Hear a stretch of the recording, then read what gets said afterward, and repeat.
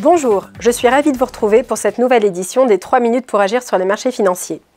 Afin de dresser un bilan de l'année 2019 et de faire un point sur les perspectives de 2020, j'ai le plaisir d'accueillir Pierre Bismuth, directeur général de Myria Asset Management. Bonjour Pierre. Bonjour Sophie.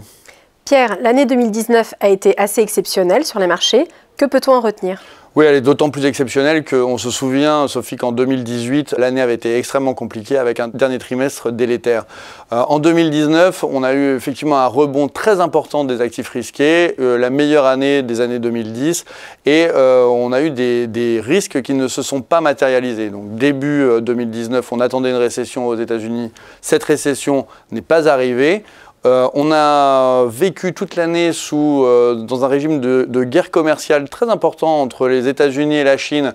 C'est une sorte de fil rouge qui nous a tenus en haleine toute l'année, mais finalement ce risque va, à notre avis, continuer et les marchés apprennent à vivre avec. On a eu également l'épisode du Brexit qui a été également un événement qui a duré toute l'année et qui va encore une fois continuer à entretenir l'année 2020 avec certainement certains rebondissements.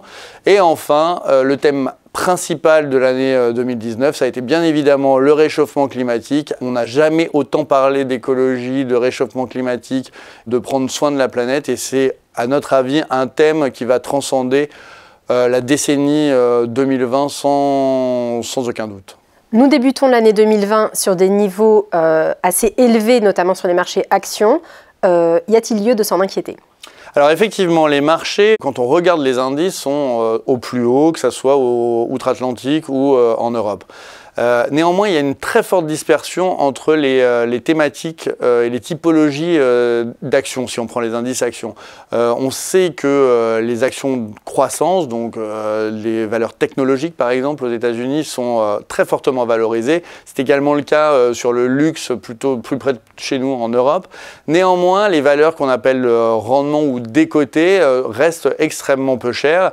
Et quand on regarde la composition des indices, finalement, on a des petites valeurs qui sont très en retard par rapport aux grandes valeurs. On a des actions donc, de type value qui sont encore une fois très en retard par rapport aux actions croissance. Et ça, c'est valable aussi bien aux États-Unis qu'en Europe et même sur les marchés émergents. Donc au global, des marchés qui sont assez chers. Néanmoins, dans le détail, beaucoup d'opportunités. Très bien. Et on a connu en 2019 des niveaux de taux extrêmement bas qui ont encore battu des records. Ils ont un petit peu remonté en fin d'année.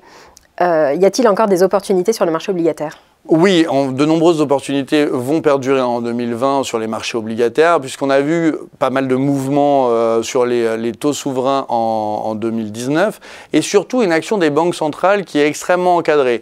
On sait qu'aux États-Unis, les taux ne vont pas remonter. D'ailleurs, c'était aussi une grande nouvelle de 2019. La Fed a réentamé un cycle de baisse des taux qu'elle a appelé un ajustement de milieu de cycle, mais c'est quand même une baisse et plus une remontée. En Europe, les taux ne remontent pas et continuent de baisser au niveau de la BCE. Donc on va avoir finalement beaucoup d'opportunités sur les souverains et encore plus, à notre avis, sur le crédit de catégorie investissement et très certainement sur le marché du high yield. Très bien. Enfin Pierre, quels conseils donneriez-vous à des investisseurs en ce début d'année 2020 ? Alors on l'a vu, en 2019, il fallait partir avec beaucoup de risques et finalement donner du temps au temps pour finalement annihiler les performances mauvaises de 2018.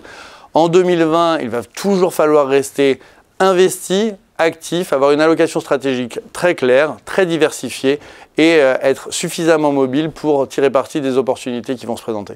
Merci Pierre. Merci Sophie.